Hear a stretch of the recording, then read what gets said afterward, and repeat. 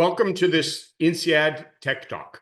This webinar is part of the Tech Talk X series by Digital at INSEAD. Thanks to Accenture for sponsoring this webinar. I'm Robert Maciejko, co-founder of the alum-led INSEAD AI community. INSEADers can join the community via our LinkedIn group to access our 19 spaces. Before we begin, a quick setup. The audience is muted. Video and chat functions are disabled. Please use the Q&A tab for questions. Keep them short and clear, please. Vote on the most relevant questions. The session is being recorded. If you have any technical issues, email digital@insead.edu. So what's the context for today? For 2 years, ChatGPT dominated AI, setting the pace for the industry. But in December, everything changed. First, Google's AI announcements rivaled OpenAI. Then, on December 26th, as the West was on holiday, DeepSeek launched V3. Initially largely overlooked, it quickly ranked among the top AI models on the charts. Then, on US Inauguration Day, Presidential Inauguration Day, DeepSeek released R1, a breakthrough in reasoning AI. Within days, DeepSeek became Apple's #1 free app with about 2 million downloads, surpassing ChatGPT. Unprecedented. AI stocks plunged $1 trillion on that Monday. NVIDIA alone dropped nearly $600 billion, the largest single-day market cap loss in history, a record by far. Was this reaction justified? The market's move was fueled by a mix of facts, misinformation, and controversy. It is a fact that DeepSeek made major technical advances, which we'll get into, proving China's frontier AI capability. But it is a myth that DeepSeek built its models for $6 million. That was just a single training run's marginal cost, essentially electricity. Total costs were far higher. The claim that DeepSeek is 30 times cheaper to use is also misleading. Its cost reductions follow expected efficiency trends. Still, DeepSeek is a serious AI lab with major backing. But it's a myth that US competitors are far behind. OpenAI, Google, and Anthropic remain highly competitive on key benchmarks. So, while DeepSeek's rise cemented China as a frontier AI power, the market seems to have overreacted or massively overreacted, driven by shock at a Chinese firm joining the leaders. Also, an important point was DeepSeek's decision to open source its model, a move rivals like OpenAI had not made. And we'll get into that. There are also ongoing controversies, including questions about data sources and chips. So DeepSeek has triggered global security concerns, and it's not impossible that there will be regulatory moves coming. So where does DeepSeek really stand? That's why we're all here today. And what are the implications? Today's panel includes 3 distinguished INSEAD professors: Andrew Shipilov, Professor of Strategy; Theodoros Evgeniou, Professor of Technology and Business; and Peter Zemsky, Professor of Strategy. Let's begin with DeepSeek's technological innovations. Was it an outlier or part of a broader trend? Theos, what are the main elements you see in the AI landscape in the last few weeks? Thanks, Robert. And first, thanks everybody for being here on this important topic, and very nice to be among good friends to discuss this. There's a lot happening, as you saw, more webinars coming. So I'm just going to make a list of 5 things that I think are relevant for our discussion and important to highlight. Of course, there's a lot more. Let me start without any particular order. The first thing that we learned is that smaller players can play the AI model race. which proves also Sam Altman wrong, at least in his statements, that there was a video that was circulating in the INSEAD alumni WhatsApp group about Sam Altman answering a question in India a few months ago. Could small players with just a few million play the LLM game? And his answer was, don't even try. So he was clearly wrong, either because he doesn't understand enough about the math and technology, or because of other reasons, who knows? But that's what we learned, that small players can play, and this is the beginning of many small players playing, and therefore implications for innovation. Second, Sam Altman's and OpenAI's closed model strategy, arguably he set that standard and then others had to follow due to competition, got hammered by open source, which has further implications we'll discuss later, from business to potential safety and even geopolitics. Third, the new DeepSeek, or much like a little bit the new model of OpenAI that came out a couple of days ago, shows the importance of inference, meaning thinking aloud, if you like, during usage, not only compute power during training. It's also exciting to see how it used, DeepSeek used AlphaGo from DeepMind kind of strategies of self-play, of basically arguing with itself to get better, if you like. But the point here is that we are moving to a model where inference and using AI is becoming increasingly more expensive, but also more intelligent in terms of also potentially reasoning, although reasoning, in my view, is something that we will never achieve with this current technology in a very reliable way, and we can talk about this later on another webinar. So the third thing, so small players, open source, inference is becoming expensive. Third, the EU backpedaled a little bit by trying to balance better the safety and regulations with innovation, but still sticking with safety and regulations to a large extent. And let's see how they behave, and we'll talk about this later. And finally, fifth, and also, again, all that very important, we had the Stargate announcement, where basically Trump more or less made the clear link that we knew that energy is part of the AI tech stack. Compute and energy go together. In fact, in Davos, he made an amazing comment, noting that the new AI plants, the compute, should be next to energy generation, including coal mines, which are robust to bombs. So I think these are five, in my mind, top important things that have implications across the board to focus on, and we'll come back to them later. Robert, thank you very much. Mm-hmm. So, Theos, another question. What does this mean for how AI models will evolve going forward? Yes, so first of all, many more small players and open source probably indicates we are entering in a new innovation era. More innovation, crowds, open source, small players. We will see a lot more small players from around the globe. We saw already India having a model. And DeepSeek will not necessarily be the best open source model, probably even within a couple of months from now, because we'll see lots of things from around the world. So that will be definitely one thing we'll expect. Second, because of the focus on the inference and the expense of the inference, we will probably see a shift to something that I believe is fundamental.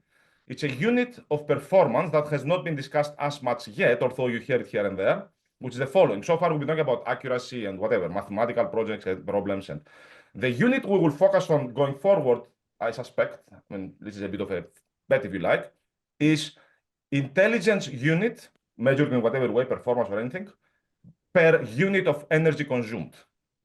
And we'll end up optimizing that. Intelligence unit per energy consumption unit, which has a lot of implication about also the ecosystem of AI, which includes the energy comments, but also innovation, where it's going.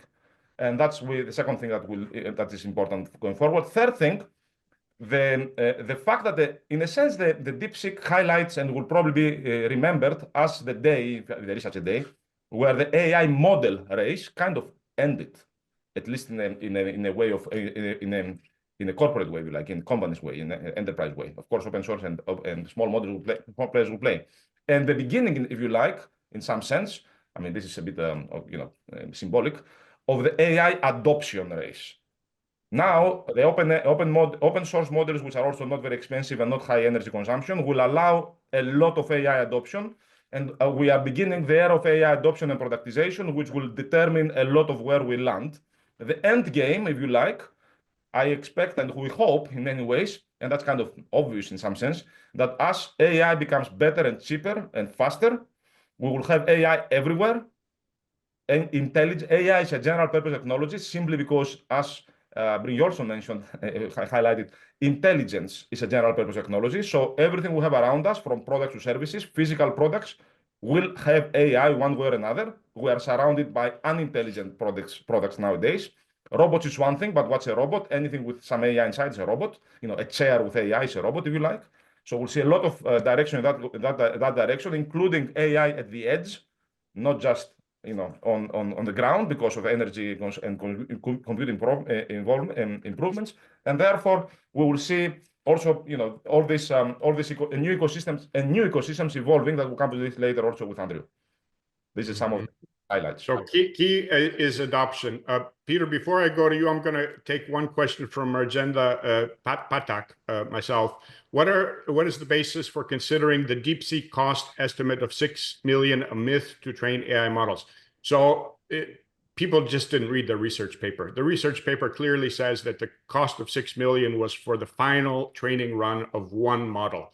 If you looked at CNBC, it gave you the idea that was the whole budget of the company for a year, which it clearly wasn't. And they put that clearly themselves in their research paper. So now to Peter, disruption in market dynamics.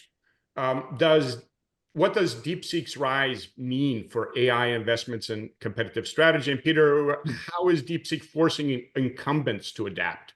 What responses might we see from OpenAI, from Google, from Meta?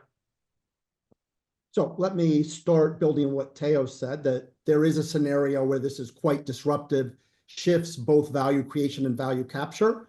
Let me quickly sketch that, but also push back a little bit, because I think there's still quite a bit of uncertainty about how this is going to play out. So clearly, if to the extent that this is lowering costs, both on inference, although I agree with you, Robert, not so clear that that's outside of industry trend, but certainly on training, there are some shifts here. That would expand the market, so that's great. But the big thing is, will the money really captured by the model creators and the people running the big hardware? I think that's a huge question. Just to remind people, you often get it wrong early on. I mean, you may anticipate that the internet's going to create a lot of value, but right, if you remember, the first hypothesis was it was going to be in e-commerce. The reality was the value capture was in advertising with Google and Meta, consumer hardware with Apple, and this is super relevant, in cloud infrastructure. So AWS and Microsoft make it. But if you think about it, Google and Meta, even in their consumer businesses, the key moat around those is the huge cloud infrastructure it takes to run those social media platforms, which is then directly relevant to what we're seeing in AI, to the extent that it was a hardware game. How many tens of thousands or hundreds of thousands of NVIDIA processors did you have? Not only do you have a great business for NVIDIA, but all of these hyperscalers were super well positioned. And obviously that's why Microsoft and OpenAI were so close. If it's true that you can shift away from all that hardware, if the 500 billion Stargate doesn't create advantage, that's going to be a big shift, and these companies are going to have to scramble. I would push back a little bit, though. As you said, Robert, we don't fully know what happens inside DeepSeek, how many NVIDIA processors they got their hands on. And also, this is a hype game. There's a huge advantage to playing up this story, because again, as we know from OpenAI, those millions of downloads are a positive feedback. Getting that data in and learning from it is a huge advantage. And so there's all sorts of incentives for DeepSeek and other players to play up the optics of what they're doing. So I wouldn't fully believe it. So anyway, to nail to your question, clearly these big hyperscalers are going to want to do what they can to work on the underlying R&D, to keep shifting the game to a hardware game, so that they, again, China's not going to have access to Blackwell chips for quite a while, the latest NVIDIA. Can you get an advantage out of that? But then, of course, as Theo says, it's also an ecosystem game, as we'll hear from Andrew. They obviously have to think about how they build their ecosystem against a new open player. Super interesting what Theo brings up on that front. Excellent. Thanks, Peter. And Andrew, how is DeepSeek's efficiency model reshaping AI investment? As the models get more accessible, is it becoming a commodity? Where will the next competitive edge come from in the ecosystem at large? Thank you. And well, in general, if we think about disruption, the theory of disruption and technology strategy, it is pretty much a necessity that at some point lower cost, more efficient competitors will show up. We've seen that in the automotive industry, we've seen that in the semiconductor industry, we've seen that everywhere.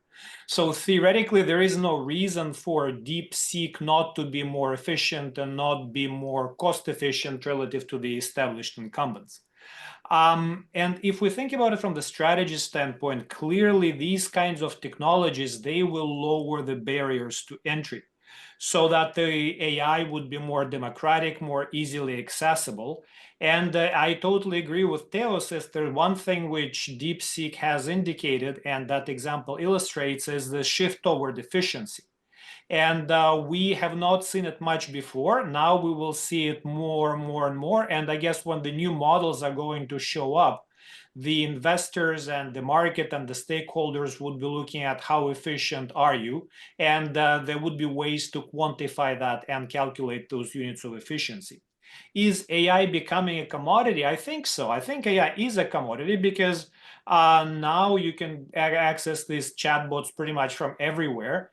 But the places for AI to continue making money and continue to advance probably is going to be in customization, where you would tailor train models to specific domains or tasks, integrating AI in workflows and products, and some proprietary data on which you would train it so that you get your unique insights. So data is indeed the new oil, and in the AI world, especially in this kind of world where multiple AI models are competing, that's going to be a source of competitive advantage. In addition to places where we would see a competitive advantage of players in AI is integration and user experience. So what are the ways for the user to easier access AI when necessary, almost like on demand, on the whim? And how efficient are you going to be to pick up different pieces of information from that available around the world? Because as far as I understand DeepSeek, for example, and maybe I'm wrong and Theos will correct me, but I think in that algorithm, the knowledge sits not in the general model, but in the ability of DeepSeek and go ask questions from specialized models. In other words, if we are intelligent, it doesn't mean that we know everything about everything, but rather we know whom to ask. And the human societies that function the same way. We probably are not, every individual person doesn't know everything, but if we know where to ask for information, we could benefit from that. So, to summarize, yes, there is commoditization of AI. And the next competitive edge is going to come from proprietary data, UX, and the ability to train specialized models. Thanks, Andrew. I'm going to shoot a question to you guys on NVIDIA stock from Paul Neumann. I don't know who wants to take this one. Paul asks, people are concerned by NVIDIA losses on a single day, the 600 billion.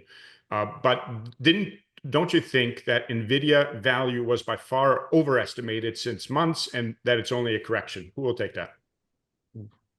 I will only say that market timing is impossible, A. B, AI, whether it's a hype or not, is a market question, but in the long term, the value will be a lot bigger than we think. That's my bias. And C, there is no way to know what kind of disruptive technology will come in the game that may completely disrupt. Christensen, the famous, the standard kind of disruptive innovation framework from Christensen, his book from the 90s, Innovator's Dilemma, all that, was mostly about experiment, or a lot about examples from the semiconductor sector, one model being disrupted by the other, one after the other. So we don't know those things. I mean, if history shows something, there are disruptions in the semiconductor sector, but we definitely can bet, I think, safely, there will be a lot more compute need for training and inference, as we said. Potentially with other chips, because training may be more efficient, but who knows? I can't really tell. And again, I wouldn't dare to do market timing here and saying who's going to be the winner in the semiconductors going forward, including potential. Yeah, the other thing I'd say is for NVIDIA, the moats, the natural barriers to entry in chips are huge, right? So as people need more performance, it's just a huge fixed cost to do the R&D to push the next generation. And you saw Intel ride this in PCs for a long time till they missed the big disruption into mobile.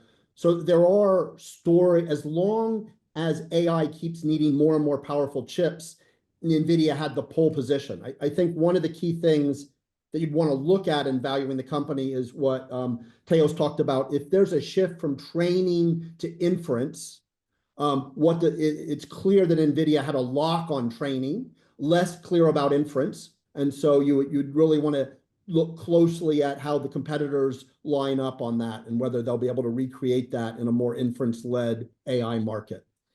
Excellent. None of this is investment advice, colleagues. Yeah, So none now, of this is investment advice. And Charlie Merger, I think, says the best thing is to buy S&P 500. So that's. So let me add to this edge AI, because robotics, everybody talks about robotics. Again, a robot is a chair with a chip, right? It doesn't have to be a robot, humanoid.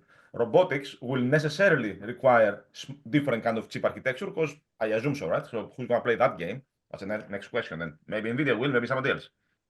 excellent. So let's move to open source versus proprietary. I'm going to go to you, Peter, in a second. All right. How should companies decide whether to go open source or closed? What are the trade-offs? Are we moving towards an Apple versus Android split? So one or the other. Or can proprietary and open source coexist? How should companies think about this? So yeah, I think we're going to a very interesting period where you have a horse race. Up before DeepSeek, let's be clear, closed models had the lead. Again, Google and OpenAI and Anthropic really in the lead. Just, open source was just kept in the game by LLaMA and Meta investing the money. So this really puts them in the game.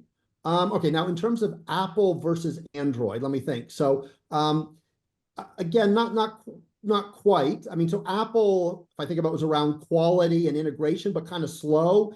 Android was both low cost and more innovative. The thing has been open source has really lagged in terms of innovation. And I think the big thing is that open source has lacked the positive feedback from usage. You release the open weights and you don't necessarily see the usage. Find super interesting, again, that download figure on DeepSeek. If they can really get that going, that would be impressive.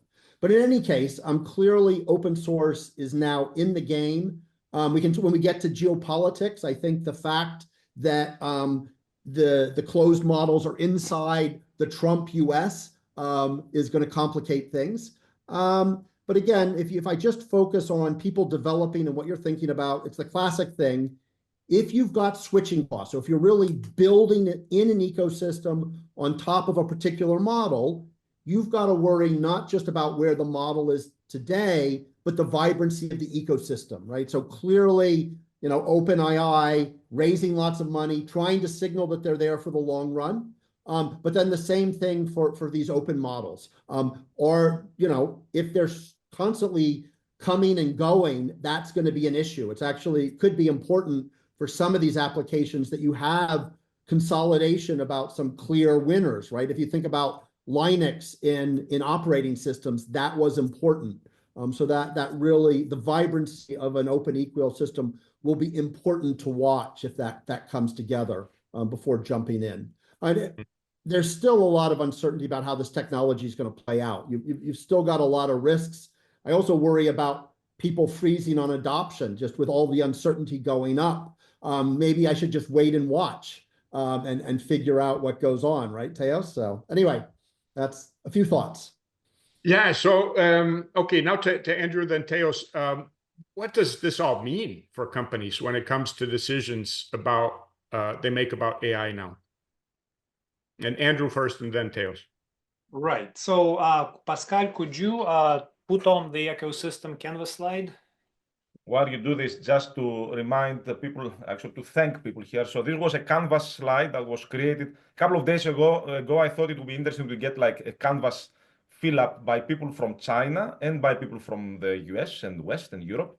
This specific one was filled up by a team of collaborators of mine in Tsinghua University, Professor Ke Rong and Tiangxi, his PhD student there. So that's why you will see lots of Chinese comments there that maybe some of you don't know. So this is coming from China's view. And then on top of that, we got feedback from Fabio Valle and Jan Lechel from the AI alumni chat that Andrew will also overlay on this. So thank you very much for the people who contributed this. That was a pretty nice. And so do we have that slide now? Because I don't see what the participants see. Yes, I will Yes. We do. Okay, very good. So just to give a bit of a background, so this is the tool ecosystem canvas that I've put together with Francesco Borelli, also an INSEAD alumnus. And the objective of this ecosystem canvas is in one slide to depict the whole ecosystem strategy of a company. And as a part of this exercise, we typically ask people, so what is the unique value proposition of an ecosystem? Who are the competitors? How does the ecosystem monetize itself? And then what are the different roles that people play in that ecosystem? And empirically, we saw that there's 5 roles that the ecosystem players tend to occupy. Orchestrator, which is the firm at the core of the ecosystem. Core partners, which are typically their most important collaborators for this ecosystem to happen. Then we would have technology enablers, which are basically the companies on the infrastructure of which the whole ecosystem runs. Complementers, which, the obvious kind of firms which increase the value of production or consumption of the ecosystem. And resellers, that are the firms that use the product of the ecosystem as a part of their business model. Now, the slide is super busy, and if you're interested, we will post a link to it online. But just to highlight some of the things about, from the perspective of the Chinese experts, what the ecosystem of DeepSeek is like. So this is basically an open source. The value proposition is the open source AI models, which lower adoption barriers for small and medium-sized companies specifically that seek affordable AI-driven solutions, developers and researchers. Looking from that perspective, DeepSeek is a pinduoduo of AI, which is basically high-performance, low-cost models with open customization. Direct competitors, well, they're obvious: OpenAI, Google, DeepMind, and Anthropic. How could this ecosystem be monetized? Well, either by providing low-cost API services or customized API solutions, or also open source strategy like the MIT license. And probably what they mean here is maybe setting up some company that would advise on companies' implementation of this model. Now, the orchestrator is clearly the DeepSeek. If we ask the question, can you think of an ecosystem from the DeepSeek standpoint? Well, they are the orchestrator. And then some of the fundamental partners for them may be advanced technology collaborators like Feelings Technology, which provides MLA architecture, or data and AI training partners, which are basically data sets. And this is what I talked about previously about the source of competitive advantage in this world is clearly data is that oil that on which this whole model is going to run, maybe more so than on the electricity. Who could be the technology enablers? AI compute and cloud infrastructure and AI acceleration parallel computing. Finally, the complementers, other firms which deploy DeepSeek models across manufacturing, finance, healthcare, and other sectors. And other companies may try to work as resellers for the DeepSeek, where they would integrate DeepSeek's inference services into its AI cloud offerings, driving commercialization. Now, from the standpoint of more like Western perspective, when they would compare this ecosystem canvas to how one would look at it from the West, it seems like in China, people are quite bullish on the market reach and market accessibility without local partners. It is hard to sell an LLM or related products without big operators. The full advantage of the open source ecosystem may not be fully grasped in China, and that's maybe where the next opportunities are. And clearly, this picture does show us a lot of Chinese players, which many of us here may not be familiar with. So for all of us, a lesson is that if we are studying AI, China is an important player, and if we don't know who those players are that are part of this ecosystem canvas, we better know who they are, because maybe they are there providing us some future surprises that are similar to the DeepSeek. Again, I went very briefly because we don't have too much time, but we'll post this mind map on the website so you can refer to it. Okay, thanks, Andrew. Theos, I'm confused now as a CEO. What the heck should I do? Should I just download DeepSeek and run my company on that? Should I bet on OpenAI? Should I bet on Google? Should I wait for Mark Zuckerberg to come with a new LLaMA? I mean, what's a company to do? Generally not wait for Mark, but that's a different story. I put in the chat, by the way, the person who developed the canvas filled up the team in China, for those of you who just want to check what the background of the people. Now, to your question, lots of points over here, and I'm going to again try to focus on 5, just to keep the 5 tradition. First, we should cut through the hype and try to focus on what matters, which is why we're doing this kind of webinars, and also we're doing all sorts of training at INSEAD and other places, of course. I will go back to what Andrew said, which is AI becomes a plug and play through an API call, or internally you run it, right? It doesn't matter. And what matters is the package, the integration, the infrastructure to integrate, the data and the UI, UX and experience, and eventually the user satisfaction and the business value created. Companies have to, of course, start their business AI journey and focus on strategy, AI strategy, not general, just business strategy, which of course relates to business strategy, AI governance, training, upskilling, and of course the whole journey. Now, it happens we just finished and sent to Harvard Business Review, I don't know if it's going to get published or not, an article with 2 collaborators of mine. I think one is online, Gail Gu, who is an INSEAD alum also, and MIT alum also, and the other is Tom Redman, who has been working on data quality for decades now, where the tentative title is 5 non-delegatable decisions for a CEO about AI. So as you said, you are a CEO, Robert, here are 5 questions that we suggested in this article that hopefully will come out in HBR, I don't know. First, set the right ambition for the company. Not too small, not too big, and potentially we can go gradual, but we have to decide what's the ambition for AI. What does it mean for us? How far do you want to go? You have to set that first for the company. Second, as we all said, there is a lot of uncertainty, We kind of say, get used to it. Start experimenting quickly, and failing, it doesn't matter, part of the tuition fee of the organization for training and learning. Third, make sure data is first-class citizen, data quality, governance, and all that. Fourth, make sure that AI is not an add-on, satellite team in the organization, but is embedded everywhere. Because intelligence, as I mentioned, is a general purpose technology and can affect everything. And fifth, go fast. The AI adoption race is now, but not necessarily careless. Having said this, we kind of know there is a lot of indication that companies that have been good at, let's say, a previous technological wave adoption, let's say digital transformation or whatever, CRM before or anything, tend to be also better in the next wave because they know. And this is a marathon that is just starting, as we said, more or less, the AI adoption marathon, not the AI model race. And therefore, keeping up is necessary in order to keep the muscles of the organization to be able to continuously keep up. Now, let me finish with the last one. I'm going to put in the chat a link to a post I did recently. I go back to what Andrew said about AI and people and asking the best expert. Actually, there's another article coming out in Fortune on Thursday. We did with my BCG collaborators, where the title is The Rise of the Hybrid Organizations. Expect a couple of days, it will be out in Fortune. The idea being that AI will become a co-worker.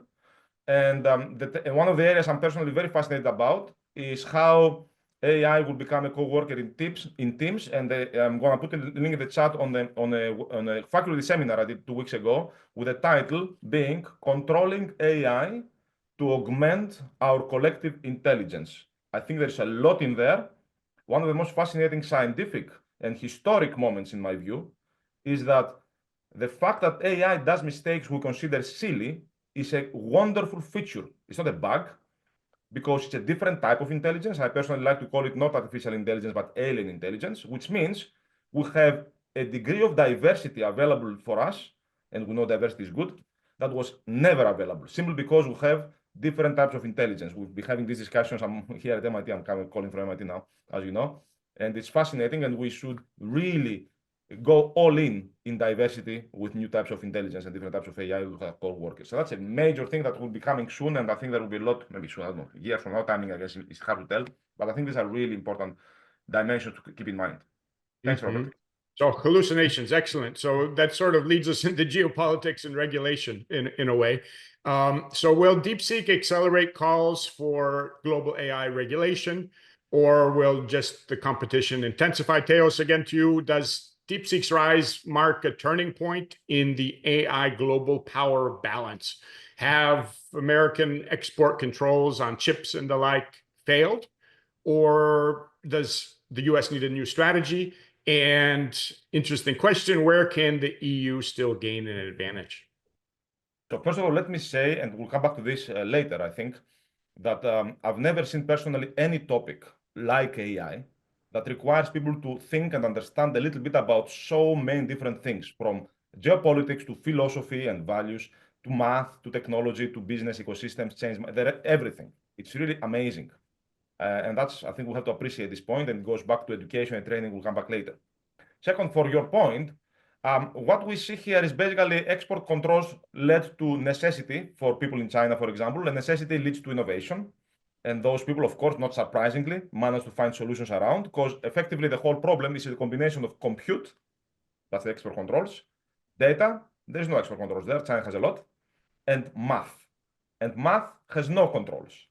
Especially in a global academic ecosystem. I was in a panel with Kai-Fu Lee a few years ago in Davos on this, and I remember Kai-Fu Lee was making a point that the time difference between a new idea in the US and us learning it in China is less than 24 hours. We wake up and we see it.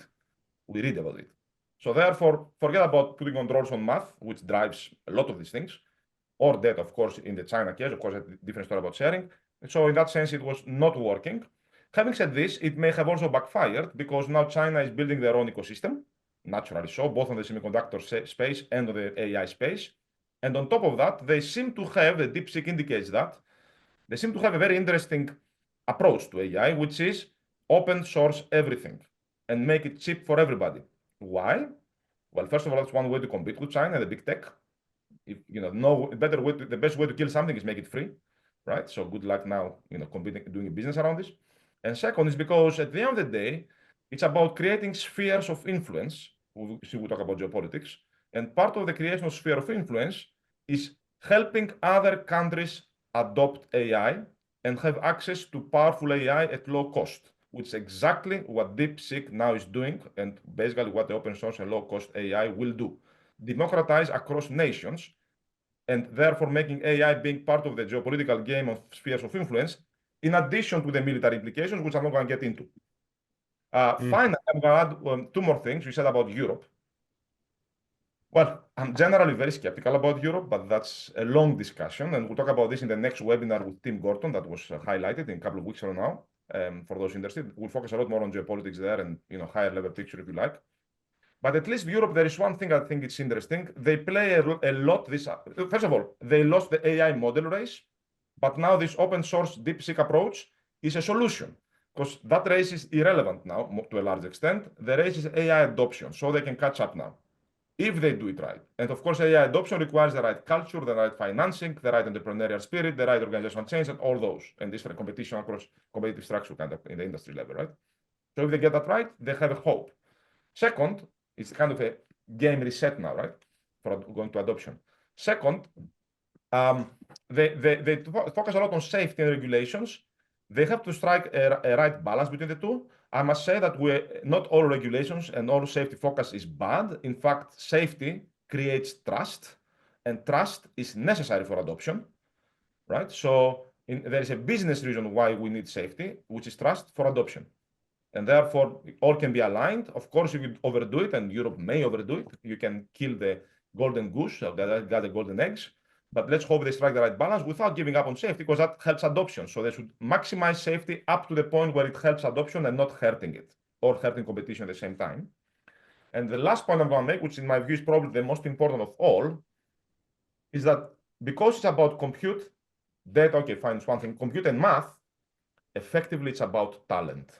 One thing we've seen in the news, in China news, I read it in the Chinese news recently, DeepSeek has been offering salaries of the form of 1.3 million per person to attract talent. DeepSeek creates a huge image, positive image for China now, which means positive image attracts or retains local talent or attracts international talent. It's all about where the talent will end up going. So if China plays a come here game because we have lots of data, open source, lots of our ecosystem, we are helping other countries, talent will go there. So where talent goes will probably determine who's going to win at the end, as always. Interesting. Yeah, I mean, there's if you look at who the top AI researchers are, they're more born in China than anywhere else. Europe has tons too, that a lot of people don't know about. A lot of them are sitting in the US. But instead of going deeper into that, let's think about this open source a bit. This is like the biggest topic, or one of the biggest topics in the INSEAD AI community. We debate this, you and I, Theos, also frequently. What are systematic risks of the open source model for AI security and regulation, with Meta's LLaMA setting a precedent? Should the US rethink its stance on open source, both on the plus side and the downside? Well, yes, we talk a lot about this, Robert, and I've been yo-yoing myself between where you are and maybe where other people are. I must say today I'm the following mind. Open source is unavoidable simply because the math happens to improve, and it's at the speed of thought, not at the speed of physical assets. And second, because of a game theory, whoever achieves good quality, they will open things to kill the front runner. Very simple, especially if their business model is not AI models, and DeepSeek is a hedge fund, as we know. They make money from elsewhere, so they don't disrupt themselves by doing this. So it was totally unavoidable, and now the genie is out, and we'll see more open source small models from all around the world, as we said. So that's a no-brainer. It will happen. We are done with this. Now, this, of course, can create new potential cybersecurity threat vectors. And I'll just point the audience to a very nice report done by the US National Security Commission on AI a couple of years ago, headed by Eric Schmidt, the ex-CEO and chairman of Google, where they highlight all sorts of new threats because of AI, from bio stuff to model poisoning, data poisoning, you name it, right? So knowledge to highlight that. However, I'm going back to the fact that regulations are about safety, but safety is a business need. Regulations, in some sense, should basically cover things which are more like externalities. I don't see much externality here on the safety side. I see externality on the public discourse side, which goes to the online discourse for democracy, if you like. So there I can see externalities, and that's where regulations should be. But when it comes to safety of products, everything's aligned. Of course, you need regulation, but now you have product safety regulation. And by the way, most of the AI regulations already exist, because whatever product you do, you have to satisfy the regulations for the product, independent of whether the product has AI or not anyway. So there is not as much drama about AI regulations as people think, because they are already there. So as long as safety is aligned with business, it's good. Now, the systemic, you have to look at what happened on the internet. The Digital Services Act of Europe is a good example. We can do many similar things for AI. For example, I published recently a paper called Algorithmovigilance, Lessons from Pharmacovigilance. I'm going to put some pointers in the chat, which indicates how to do those things in a similar way as pharmacovigilance, drugs, right? And finally, we wrote an article with, again, Fabio and Jan Lechel that's coming out, I think tomorrow, day after, I don't know, about open source, where we highlight that it's not about if we do open source, but how to do open source. And we highlight 3 ideas there for safety, to your question, Robert. First, we need to double down on safety tech, right? Algorithm digital processes, as I mentioned. Second, more governance, transparency, model cards, data cards, registries, potentially having things like certificates of models, and if something is not safe, you kind of see it, much like you see a red alarm on the website if it's not safe, right? And finally, the hard part, going back to the geopolitics also, we need eventually some type of international global governance on AI, but obviously this is really difficult. At least some of it we need. There is some of it already through the WTO, by the way, when it comes to data products trading. So it's not that there is nothing. Again, AI is data, right? So it's all data. Even the predictions of AI is data. So there is some already existing WTO kind of frameworks, if you like, which are kind of dated. But we need to push more on that, and that will be a difficult one. Mm-hmm. So Peter, but there's the rest of the world. It's not just China. It's not just the US. There's also a question I'll put in here from Shiva Prasad Takraman, sorry if I pronounced that wrong, about India. And so I'm going to add India to this if somebody has any views on whether India can be a player. So what are the implications, Peter, for DeepSeek success for national AI sovereignty and strategies? You focus a bit on the UAE, I know. Yep, great. Okay, so first of all, as I followed some of your debates with Teos about open versus closed. Clearly I've been struck how different that plays out if you're based in the US or not. So clearly, this is an incredibly powerful technology, and just making it open, you've got risks about how it's going to be used. It's very hard to control. And so there was a certain view, I think, sitting, especially in the US, having a few big hyperscalers like Google and OpenAI control the inference, gave you this leverage point to control how it was used. So that, however, I puzzled with that. I'm going to move with Teos. That looks a lot different if you sit in the US or not, right? So just to be clear about that, especially in an age of Trump, that becomes a very US controlled technology. We've seen how the US has leveraged their control of the financial system for them. So I think outside of the US, especially with the Trump White House, the willingness to give that control to hyperscalers is going to be a problem. And now, as we've said, open source looks like an increasingly viable alternative. So I think there's extra geopolitical wins behind the open source community that's worth highlighting. Now, in terms of like India, so I'm sitting in New Delhi today. We'll see if the mindset has changed, but currently, you think about India had concluded that their play was on applications, on services. They weren't particularly looking to play heavily on the model creation. We'll see if that shifts, but I still feel like there's a lot of momentum behind that. The UAE is super interesting. So very forward-looking, like that early bet to have an AI ministry. Also, Abu Dhabi made big early bets with Falcon on open, so that they're ahead of things. But again, there is sort of an image game. People are not expecting a major LLM to come out of the UAE, the same as they're expecting it of China. So I really wonder about that. I mean, at the same time, the geopolitics are strong. Everyone knows the Huawei example in 4 and 5G. Do you want to build on Chinese tech in Europe, for example? There's again risks and uncertainties there. So I do think it'll be interesting to see how places like the UAE, which could play the neutral card, whether they could take advantage of this opening. Super interesting. Mm-hmm. So I have a question from Paul Neumann about DeepSeek and OpenAI distillation. So I don't know who will take this. So Paul asks, my understanding is that DeepSeek is benefiting from distilled data from OpenAI. First, is this correct? Second, don't you think that we'll see over time if this is sort of using this to make AI more cost effective? So what do you think about distillation of OpenAI? This is one of the controversies that we've heard about. Well, first of all, OpenAI distilled the internet, first of all. Second of all, terms of service of OpenAI, and you highlighted them to me, Robert, recently on the WhatsApp group, do not allow the use of distillation, the use of data from prompting the OpenAI models in order to build a competing model. Having said this, how do you enforce this and how do you even prove this? Third, everybody's doing this to some degree. Fourth, in fact, this is the best way to compete. And now, here's what I find interesting, and I'm not sure about this. I'm thinking about this these days. As we all notice, DeepSeek is also showing you the reasoning, right, when it gives you answers. And that's a very interesting move of DeepSeek, because basically this is forcing OpenAI to do the same, because otherwise it's less quality. And by doing that, they reveal even more about how their algorithm works. And this is genius in some sense. Genius.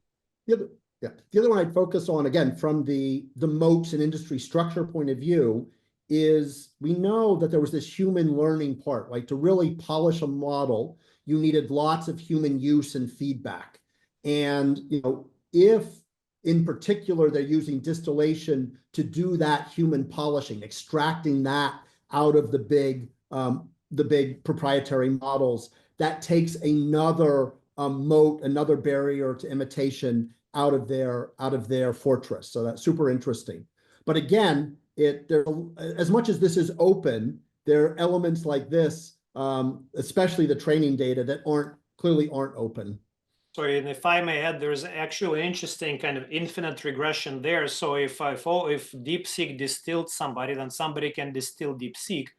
And if you're the content owner, like the New York Times, which try to sue OpenAI for content infringement, well, even if you win, are you going then to sue DeepSeek, which actually hasn't distilled your data? They distilled somebody else's data. So I think that if you own content, you're really running out of entities to sue in this kind of arms race distillation game.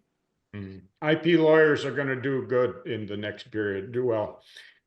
Let's talk about what this means for business education, and this I'll give to all of you. So how should organizations, and especially business schools, adapt for the AI-driven future? What about AI fluency, AI literacy? What do execs need? What do MBAs need? Peter, first you, then Andrew, then Theos. So this is definitely a major opportunity, but also disruption for us in management education.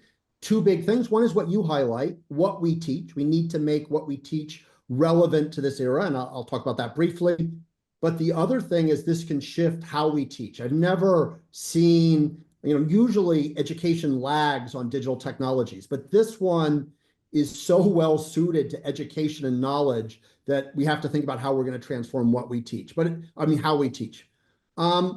So clearly, I think as Theo brings up, to operate in this world, you've got to bridge between many aspects. But the big one are understanding this evolving technology and what it makes possible, and the applications. And so that's clearly one of the key things we need to do for our graduates. Again, there's a lot of standard stuff we teach around driving change, both internally, but also with your customers, which is going to be hugely valuable. The emotions around this transition are likely to be very large. We already live in an emotional, anxious age. AI is only going to inflame that. And again, the ability to unlock the value, you're going to need people who can navigate that from a business point of view. And the last one, I would really emphasize the uncertainty. We talked a little bit about, I think the technology will continue to surprise, but so will some of the social, geopolitical, regulatory dynamics. So again, the tolerance for ambiguity, uncertainty will be huge. And then briefly, and I'll let Andrew and Theos comment on this, but how we teach definitely has to change. Again, obviously, generative AI can create content, but I don't think that's the real job to be done. We have lots of content. I think one of the things that excites me is how you can use the technology from going from knowing to doing, actually put it into application, whether it's through virtual assistants or conversational role plays. There's a whole set of super exciting hands-on pedagogy that will complement what our faculty do. But I'll stop there. Yeah, so if I may continue that. So many years ago, like I think 10, Peter and I started an open enrollment blue ocean strategy program at INSEAD. And as you know, blue ocean strategy is one of these frameworks which originates here in this school, and it has been very popular. And over the past couple of years, what we've done, we've integrated AI component into this program, which is essentially how do we deal with the large language models to become more creative. Blue ocean strategy is fundamentally about coming up with creative ideas. And now we're augmenting that creativity with a series of exercises that help you leverage, Gen AI to become more creative. And that piggybacks very well on this idea of diversity, because if every innovation exercise, diversity is an important input. And AI provides you sort of free, cheap, low cost, however you call it, diversity or diverse inputs that you can then integrate. Now, the challenge is if you only rely on the output which Gen AI gives you without thinking what's behind, then that's kind of, sort of a two-star creativity. But to get to the 5-star creativity, you need to understand how this works, what are the basic principles on which this particular framework, like Blue Ocean strategy, should come up with good ideas. And then you augment that with AI, and that's, I think, where the ultimate innovation potential comes from. And I think we already have in the chat different links to this series of programs on AI and digital transformation. Blue Ocean strategy is one of them. So that's one of those actual programs which were rejuvenated quite a bit with AI. And I'm going to also let Theos put the kind of the word for the programs that he is running as well. Thanks, Robert. So first of all, I love what Peter is doing around how we teach. I don't do that much there, although I did put a link of a session we did at INSEAD a month ago or something, I don't remember, weeks ago, with Tim Gordon, with whom we will do a webinar next. I highly encourage you to attend that. That will be an amazing webinar simply because his team is amazing, February 19th. And you will see there that basically nowadays when I teach in the Amphi, I'm very disturbed that everything we do is not recorded automatically and then put in some AI in order to, later people discuss with this, the AI with the content, and even bring it back next time in the lecture and have AI as participant, many AIs, not just one, as participants in the Amphi, where we stop and ask, how does it relate to what we discussed before? How does it relate to another clause? I mean, back to augmented collective intelligence, we must put AI inside the chairs of the Amphi, be participants with the rest of the participants. That's important, and that's what I put there on LinkedIn is an example in that direction. Now, going back to the programs we do, again, we see a huge surge in AI, in demand for AI executive education. I mean, we just closed our April one, and it's oversubscribed. So now we have waiting list basically, and we open the next one. We will do an AI for business executive education program at INSEAD. We have another transforming your business with AI and many others. And I'm going to go a little bit back to what we said before. I think it's very important. Again, I'll repeat this again. Peter also said, I have this pyramid when I do any class, which starts at the bottom. It has like the math and the science, then it has human nature, then it has IT, then it has data, then it has organizational change, strategy, industry. I don't remember. And then eventually it goes to risks, regulations, national AI strategies, geopolitics, philosophy, and the values. So it's really like it's a pyramid that we have to cover the whole thing. And I think at INSEAD, at least the way I try to do this, and we try to do this in general, and I think it's kind of unique for having seen what's happening in other universities, we cover the whole AI stack. We talk about the AI tech stack, where energy is part of it.